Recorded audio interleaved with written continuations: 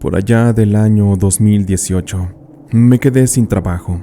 En el lugar en donde me empleaba, hubo un recorte de personal. Esto me dejó sin oportunidades, pues yo ya pasaba de los 40 años, y es bien sabido que en el sistema que tenemos de trabajo, una persona incluso mayor a 35 ya es poco útil o las empresas ya no los contratan. Para mi suerte, me encontré con estas plataformas de Uber que no tenían mucho que habían llegado al país. Y recordando que durante mi juventud había sido taxista durante 2 años, consideré la posibilidad de ingresar a la plataforma para trabajar.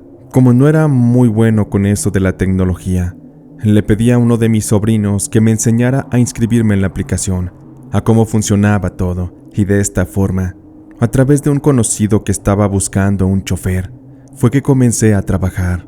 Me acoplé muy rápido, me gustaba de hecho, porque las ganancias estaban bastante bien, no me podía quejar. De hecho, ganaba más que en mi trabajo que acababa de perder. Pero esto que les cuento no es realmente lo interesante de este caso, pero quise utilizarlo como un preámbulo. Lo que quiero contarles es que una noche, serían por ahí de las 8, el llamado al servicio me lo habían enviado desde un supermercado, uno muy conocido. Cuando llegué, me di cuenta que había una mujer joven y una ya más grande de edad, de unos casi 70 años podría decirlo. La mujer joven es quien había pedido el servicio. Traían un carrito lleno de despensas, y cuando la mujer joven me saludó, me dio una indicación. Buenas noches, caballero. El viaje que estoy solicitando va a ser para mi madre. Por favor, llévela a donde ella le indique. Yo por mi parte estaré al tanto en la aplicación, pues yo voy a pagar el viaje. Después de despedirse, aquella mujer se fue con el que aparentemente era su esposo o su novio, yo qué sé, pero se subieron a bordo de otro auto y se fueron. Para esto la mujer ya estaba cansada, se le notaba que incluso tenía dificultades para moverse. Era evidente que no podría cargar las cosas, por lo tanto me bajé del vehículo y le ayudé a la mujer a bajar las bolsas para meterlas posteriormente en la cajuela. La mujer me dio la indicación hacia dónde la tenía que llevar. No estaba muy lejos de aquel supermercado, pero como ya era de noche, la zona no tenía mucho alumbrado público. Anduve por algunas de las calles hasta que por fin llegamos a la casa de la mujer. Como era de esperarse, tratando de ser amable, le pregunté a la señora si podía ayudarle con sus cosas. La señora, muy apenada, me pidió que si no era mucha molestia entonces le ayudara, pues ella por la edad ya tenía algunos problemas en las articulaciones. A veces de levantar cosas, le dolían los brazos, los huesos. Amablemente le hice aquel favor. Bajé las bolsas y caminé algunos pasos para entrar a su casa.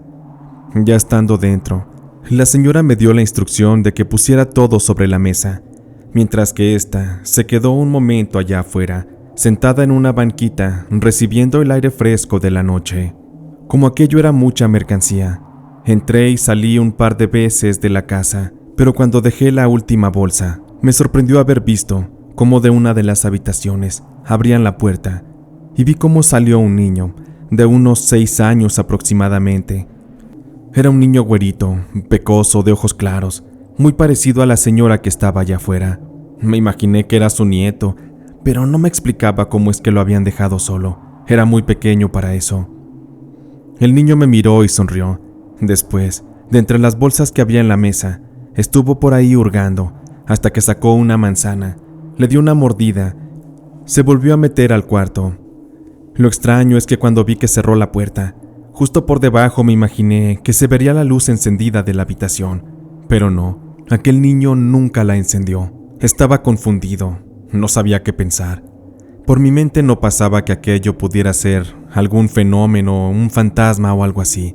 Pero ya cuando salía afuera para que la señora me pagara, tuve que comentarle lo que había pasado. Más que nada porque como el niño se había llevado una manzana, no fueran a culparme a mí. Señora, disculpe, solo quería comentarle que, ahorita que dejé las cosas, el niño que está allá adentro agarró una de las manzanas y la metió al cuarto para comérsela. No vaya a pensar que me la robé, porque de que traigo hambre es un hecho, pero tampoco para el grado de robarle. Ahí nomás quería decirle, para que no hubiera malos entendidos. La señora se me quedó viendo, confundida. Había incertidumbre en su mirar. Instantes después suspiró. y por la forma en lo que lo hizo, me di cuenta de que algo no andaba bien. De pronto comenzó a llorar la mujer. Señora, le pido una disculpa, no sé si le dije algo malo, pero me gustaría saber si está bien. ¿Puedo ayudarle en algo más? La mujer trató de desahogarse conmigo. Aparentemente vivía muy sola, y por lo poco que la había tratado esa noche, me di cuenta que no la visitaban a menudo. Discúlpeme, señor, pero mire cómo me tiemblan las manos. Eso que usted me acaba de decir realmente me ha sorprendido bastante. ¿Usted cree en los fantasmas, señor? En ese instante supe para dónde iba su cuestión, y me di cuenta de que lo que había vivido allá adentro con el niño seguramente se trataba de algo relacionado. Dejé que la señora siguiera hablando para que se desahogara y me contara sobre su sentir. Mire, venga, por favor, acompáñeme a la casa. Me da un poco de miedo, porque aunque sé que Gustavito no es un niño malo, a veces me hace muchas travesuras. Mientras íbamos entrando a la casa, tomé de la mano a la mujer porque se veía mal, alterada. Fui preguntándole a qué se refería con lo que me decía. Le preguntaba si usted cree en los fantasmas, señor, porque ese niño que usted acaba de ver es mi niño Gustavito. Es un hijo que tuve y que se me murió hace mucho tiempo. Como se da cuenta usted, apenas era un niño, era un inocente. Pero tristemente me lo mataron. No quisiera recordar esto, pero fue un día domingo, era mediodía, y había mucho tráfico porque había un partido de fútbol importante por aquí cerca. Ya ve que por aquí está el estadio. Entonces, mi Gustavito andaba jugando aquí en el patio, y como ve, pues no tengo barandal ni reja. Entonces a él se le fue el balón para la calle. Corrió apresurado a recuperarlo, pero no se fijó, y en eso venía un automóvil. El impacto fue realmente muy fuerte, fue brutal. Le arrebató la vida al instante. El cuerpo de mi Gustavito salió disparado varios metros sobre el asfalto. Aquel sujeto que lo golpeó ni siquiera se detuvo para ver cómo estaba mi niño. Solo agarró su volante, pisó el acelerador y se largó. Hasta la fecha me duele muchísimo que haya pasado esto, porque aquel infeliz nunca fue atrapado por la ley. En cambio, mi Gustavito, él perdió su vida, pero ahora usted se dará cuenta que mi pequeño niño no se ha ido. Él sigue aquí. De pronto se aparece y hace travesuras. A veces incluso en la noche me despierta y me habla como si aún estuviera vivo. Me pide de cenar y yo, por más que le digo que ya se vaya a descansar, que vaya a la luz, que vaya con Dios, él no ha ido. Él sigue aquí. Se aferra a vivir cerca de su mamá.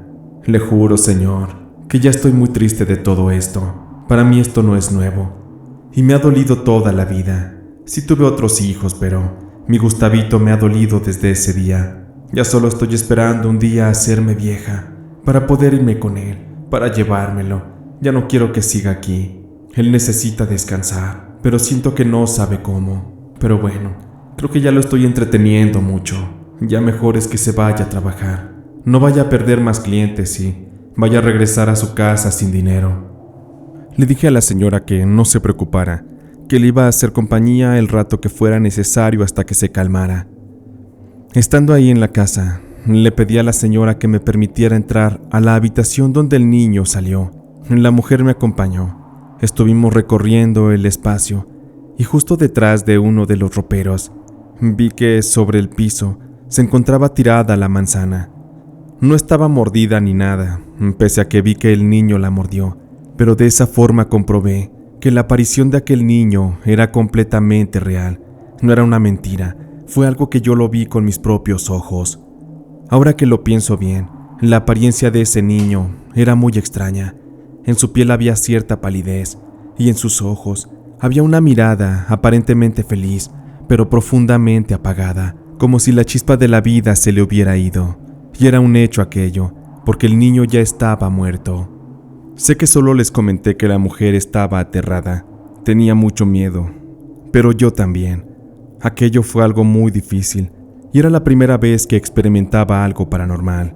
Entiendo que como este caso hay muchos y yo no sé por qué sucedan, pero alguien que escuche esta historia sé que quizá pueda tener alguna explicación, Aquella noche, después de dejar a la mujer en su casa ya más calmada, me subí a mi auto y seguí trabajando. Estuve reflexionando sobre la vida, sobre lo frágil que es. Nuestra existencia depende solamente de un segundo en la dirección equivocada para que todo termine. Incluso una decisión errónea puede guiar nuestra vida hacia un final mucho más prematuro. Y aunque a veces he pensado y he escuchado también decir que las personas estamos en este mundo solamente de paso, creo que no es completamente eso cierto. Hay personas que después de la muerte siguen quedándose aquí, jamás se van, y como ejemplo está el niño fantasma del que les acabo de hablar. Antes de ir con la siguiente historia, quiero recordarles que estas historias de terror del gato también están disponibles en Spotify y otras plataformas de podcast. Recuerda dejarnos tus 5 estrellas. Y sin más, continuamos. Durante los años que fui taxista, nunca tuve una explicación para ciertas cosas que me tocó ver, presenciar, y que estoy seguro que a más de uno lo dejarán con grandes incertidumbres en su cabeza. Entre tantas historias les voy a compartir una. Es un caso, una historia muy corta. Debo contarles para esto que, hace ya varios años, andaba yo por ahí en los rondines comunes en la ciudad. Ya saben, buscando clientes para poder subir. Y de andar por la ciudad, llegué a una zona en donde se encontraba un cementerio. Justamente aquellos días coincidían para los tiempos de Día de Muertos que se celebra aquí en México.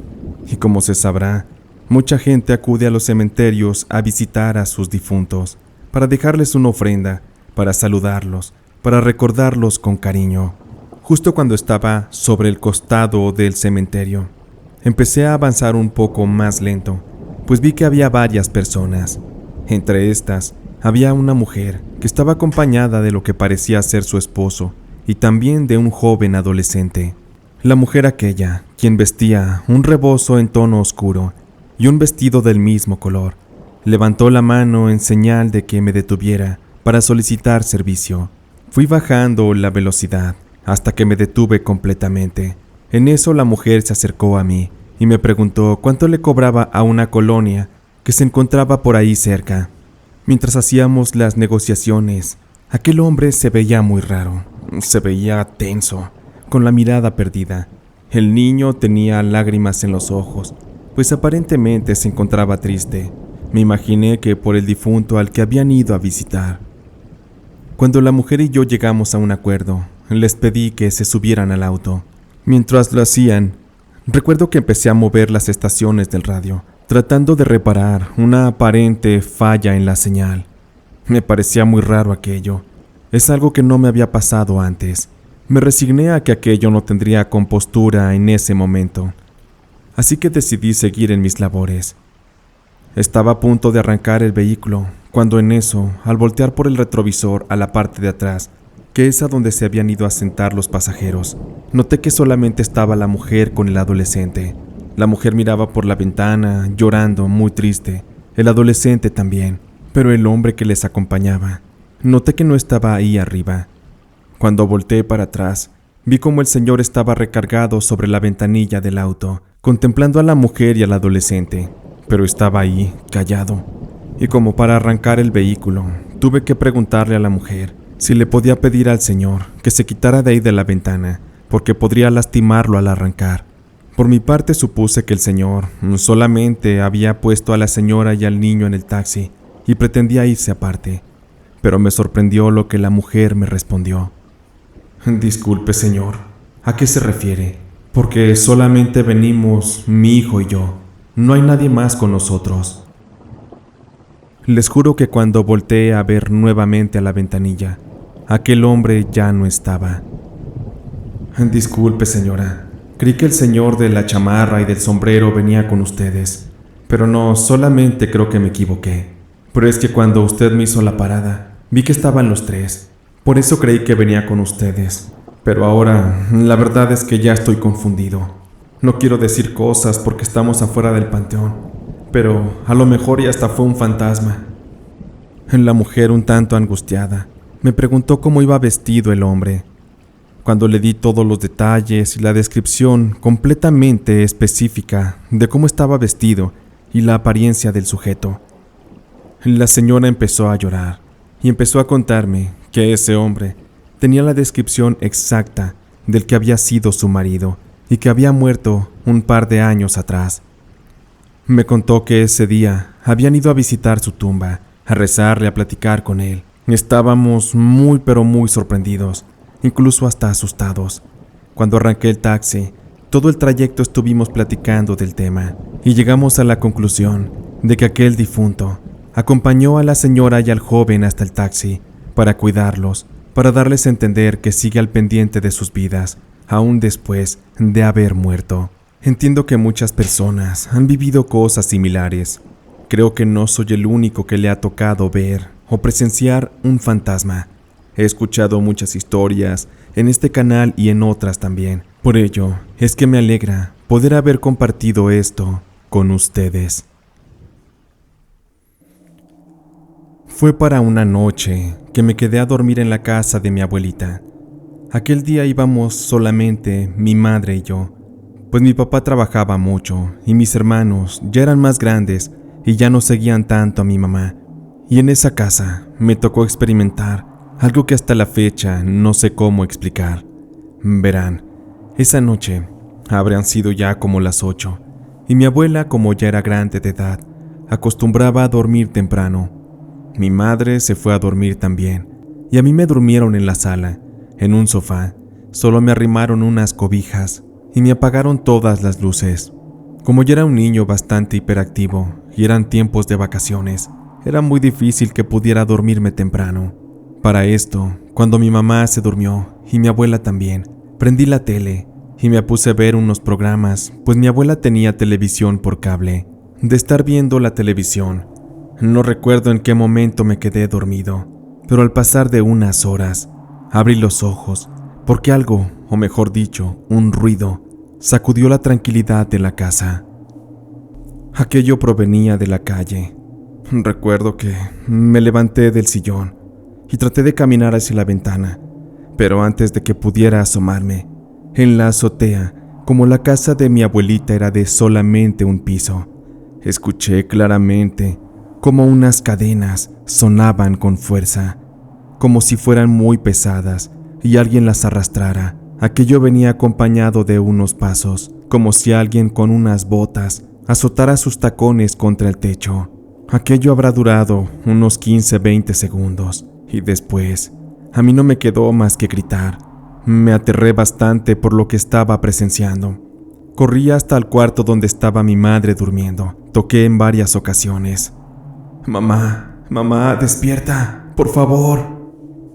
Mi mamá abrió la puerta. Al parecer, ella no había escuchado nada, ya que se le veía muy tranquila. ¿Qué pasa, Edgar? ¿Qué quieres? ¿Por qué no estás durmiendo? Le conté a mi madre todo lo que había pasado, y me dijo que solamente eran alucinaciones mías, pero del escándalo que estaba haciendo, también mi abuela se despertó. Le tuve que contar a mi abuela lo que había escuchado. Le dije de los gritos en la calle y también de las cadenas que había escuchado sobre el techo. A diferencia de mi madre, mi abuela me creyó y de inmediato fue y me sirvió un tecito. Me sentó en una silla y muy serena ella comenzó a hablar con mi madre y conmigo. Eso que escucharon, dicen que es cuando la muerte viene. Los lamentos, la gente de por aquí suele asociarlos con la tan famosa Llorona, pero yo no creo que sea así, puesto que cada vez que se escuchan, alguien muere, y sobre todo porque, por ejemplo, escuchen que los perros no han parado de ladrar. A mí lo que me preocupa es porque las cadenas se escucharon precisamente en esta casa. No vaya a ser un mal augurio, por eso mejor me voy a persignar, y antes de dormir voy a rezar un poco, por si quieren acompañarme. Y por favor, Carmela, ya no regañes al niño. Te aseguro que lo que escuchó fue real. Después de un rato que estuvimos ahí rezando en el cuarto de mi abuelita, cada quien nos fuimos a dormir nuevamente. Le tuve que pedir a mi madre que me dejara dormir con ella, porque de verdad estaba aterrado. Sé que parecerá una locura, pero mi abuela tenía razón. porque al día siguiente fueron a buscarla para decirle que uno de sus hijos había sido encontrado sin vida. Mi tío Rogelio, él había fallecido. Aquello no tenía explicación, sobre todo por el hecho de que un día antes es como si la muerte hubiera ido a avisar a la casa de mi abuela. La noticia no le sorprendió a mi abuela, pero eso no significa que no le entristeció. La pobrecita estaba llorando, ahí desconsolada. Lo peor de todo es que mi tío Rogelio había sido encontrado muerto en condiciones muy extrañas. Aparentemente estaba ebrio, pero lo encontraron tirado boca abajo, justo debajo de un puente, por el cual en algún tiempo pasó mucha agua, pero que en ese tiempo apenas se alcanzaba a acumular agua para generar algunos charcos, pues sobre uno de estos charcos, mi tío Rogelio se encontraba boca abajo. Nadie sabe si lo mataron, si estaba tan alcoholizado que simplemente cayó y se ahogó, ya no pudo levantarse. Aquello fue una incógnita que hasta la fecha sigue, pero lo extraño y lo que a mí me sorprende es la manera en que la muerte fue a avisarle a mi abuela de que su hijo había muerto. Hasta la fecha me siguen dando escalofríos por aquello que viví. Por ello es que antes de dormir siempre acostumbro a rezar, a pedirle a Dios para que aleje las apariciones de mí, porque es realmente impresionante el poder presenciar estas. No toda la gente está preparada. Estoy seguro que a alguien podría darle incluso un infarto de tener ante sí un fantasma. Pero bueno, quería compartirles esta historia. Espero que les haya gustado.